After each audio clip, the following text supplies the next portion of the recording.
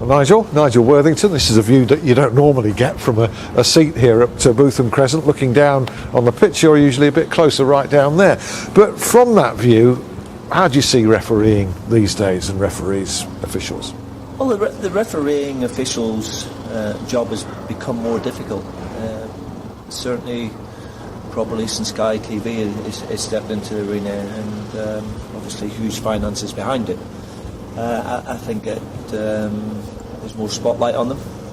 They get a split second to make that decision, whereas people in studios can replay and make their minds up. The referee or the officials haven't got that, and it's a difficult job. There's no doubt about that. And I think 8 times out of 10 they get more right than wrongs. And yet I'm not sure that too many other managers would share that view. And as I say, that's probably out of 10 for me. There's some others that,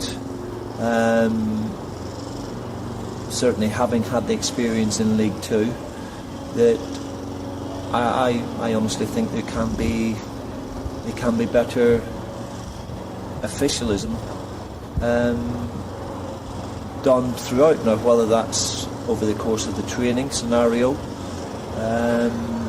or the individuals not up to speed, things can be made better, there's no doubt about that. But the job is very difficult, and personally, you've got to work with referees, you've got to work with officials, because we're all in the game together, and there's no way the game's going to go ahead without officials. Is it a job you would ever imagine doing, or ever have liked to have done? It's never something I thought of doing, but if it was a step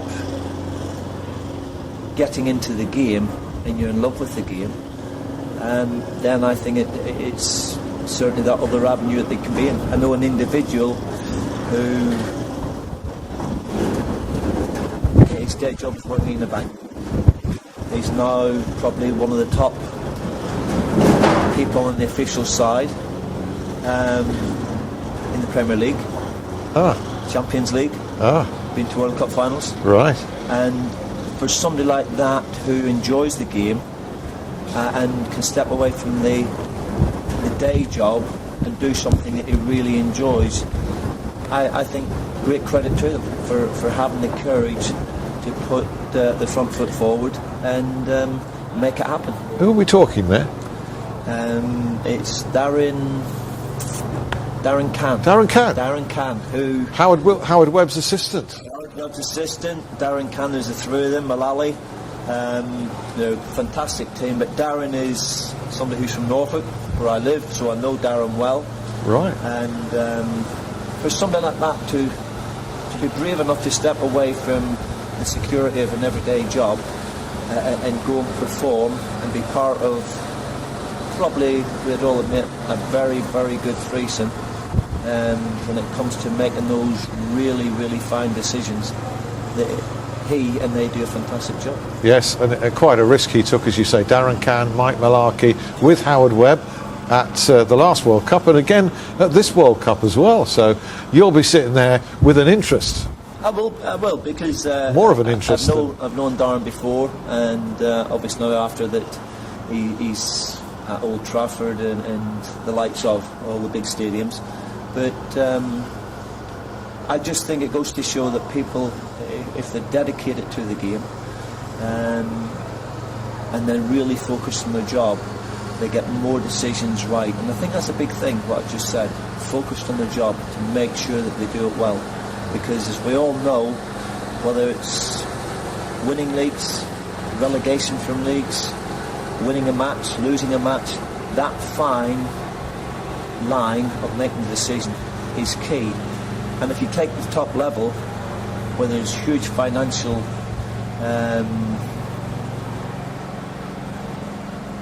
incentives, benefits for every club to be there, and it goes wrong, and it has done, it can cost that club a hell of a lot of money. So being in the game is better than being out of it. If you love the game, do you accept that referees, match officials generally do love the game?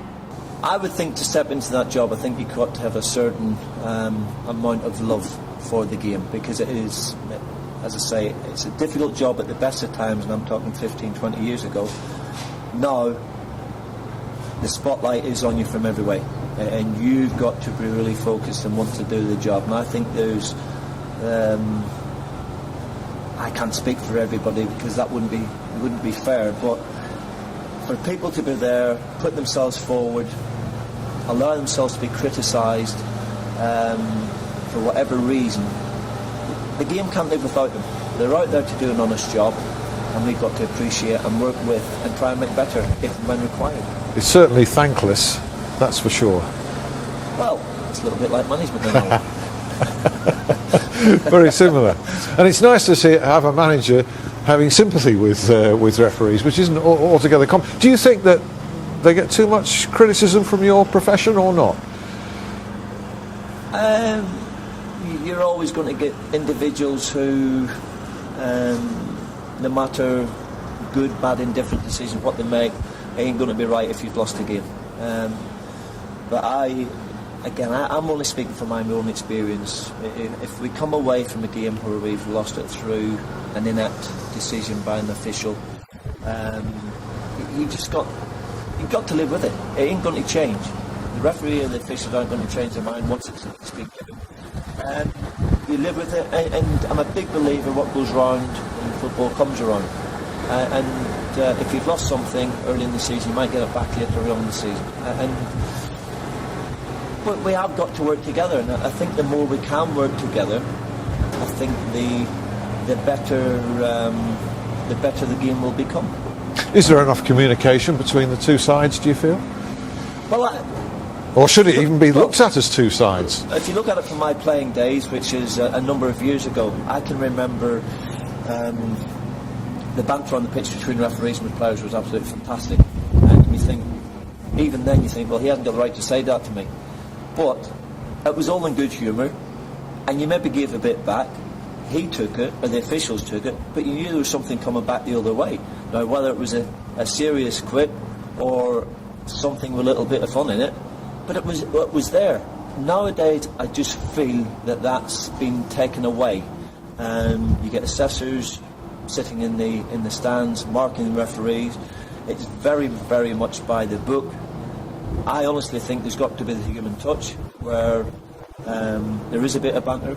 They are in control of players and the game. That's what they're there for. But there's a little bit of leeway as well. And I think that makes the players relaxed. I think it also helps the officials to relax and maybe perform both to the maximum. Point there that you feel a bit of blandness has crept in where every official has got to be like an automaton, robotic. I think robotic's the right word. I think there's, as always, people at the top level sometimes forget where they've been, where they come from, and they take all the fun and enjoyment away from it through trying to make 100% right decisions, which in life, to be fair, you very rarely, if ever, you're going to get. And I just personally say you have that little bit of fun, that there's still a professional job being done. They've got the respect. They give respect. There's no harm done, and the game's a better game for it. Certainly when you were playing, Nigel, some referees were known as big characters. I know there's a fine line between being a big character as a referee and being the centre of attention, which nobody wants, but there were some guys there who combined the two. And one of the individuals who lived pretty close to both of us, Alan, in our heyday, shall we say. Who's from my heyday? Large as life, big personality, big frame, but had that sense of humour and involvement within the game to, I can remember saying on different occasions, where they get yourself up, pick yourself, you're soft. And that's coming from him. You think, I'd like to say something to you, kid, but I'll not bother. But that's what it's all about. And I think that sort of thing is missing a little bit from our game at the moment, where it's too stereotyped that here's the letter of the law, black and white, no leeway for common sense. I think that's probably a good term. Let individuals, the rules are there, perform within the guidelines, but a little bit of common sense, a little bit of leeway, and make the game a better game. How do we get back to that? It's not easy going back, is it? It's never easy going back, but there is always a chance of change. So if we've been there, and the game for me was a better game, there's no reason why we can't go back there.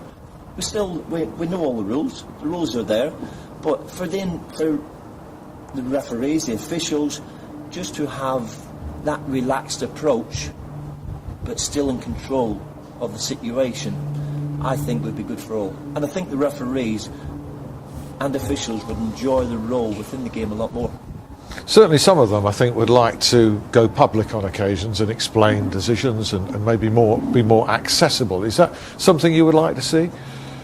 I think it's fair in the referee.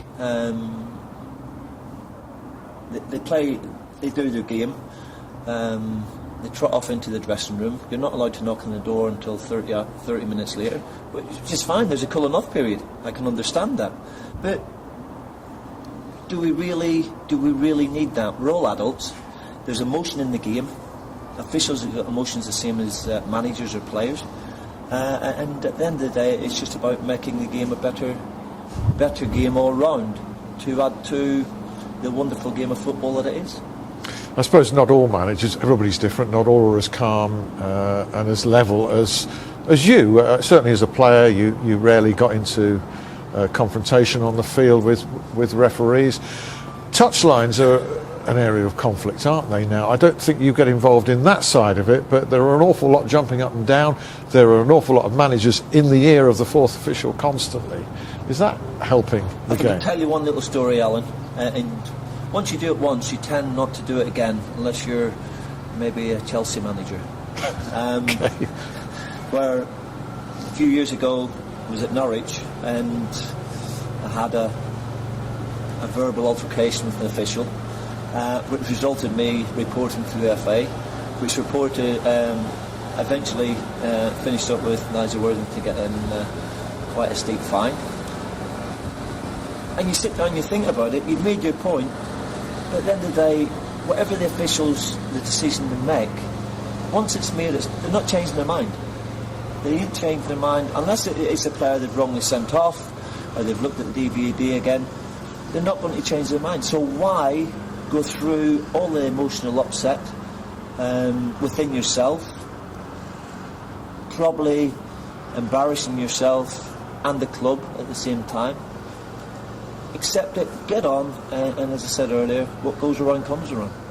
And also, fourth officials aren't going to change the decision, are they? They're there to back up the referee, whether they think he's right or not. Yeah, and again, they're in between the two dugouts. They're trying to keep everybody happy and at bay and work with the referee in the middle at the same time. I think something that would help that situation a lot more where it's at the moment would to be put greater distance between the dugouts. I think it would make his job. He can really focus on the game. He could help the other three officials that's out there, and then there's no coming together between the two dugouts, either verbally or being within touching distance, as we all know has happened in the past. So I do think that would be a plus, to put a larger distance between the dugouts. Yeah, you mentioned that, Nigel. I don't know if you've been to the New York Stadium, the new home of Rotherham United, because there's a whacking space between the dugouts. So I guess it's, 50-odd yards there? Yes, well, I wonder if that was made with somebody in mind. I knew you might say that. We better not go too far down that route. But it's been great chatting to you, Nigel. While we've been talking, your groundsman's been doing a fine job in the background, because we've been hearing him come in and out, mowing the turf here. And as we look forward to the referees and the professional game cohabiting a little bit more effectively. I think is fair to summarise from what you're saying, but also accepting that they're not the two sides, that they are one. Exactly, and again, I think it's about the game of football. It's not about managers, it's not about referees or officials. It's about the game of football. Two teams out there performing to the maximum, and everybody else is trying to make calm, keep the game between the rules, the lines. And as I say, I think it's more enjoyable for everybody, including supporters, who at a very difficult time, where money's not easy to come by, they still come out in their numbers and support the club because they've got the love for their own football club and for the game of football. And maybe if they are educated a little bit more and hear a bit more about referees from the referee side, but also from the managers and the players, they'll have that little bit more understanding of how difficult the job is. Well, it's, I suppose the referees, the lines people, they're no different to managers. No matter what the crowd is, if you're at Old Trafford, there's probably 65,000, 69,000 referees and managers there. If you're at Booth and Crescent at York, you've got 3,500 stroke 4,000 officials and managers there. That's the game. We've got to live with that. But I just think for the game to flow and become a more entertaining, relaxed atmosphere around it, I think it will be good. Marvellous. Nigel, it's been a pleasure chatting. Thanks ever so much. Thank you.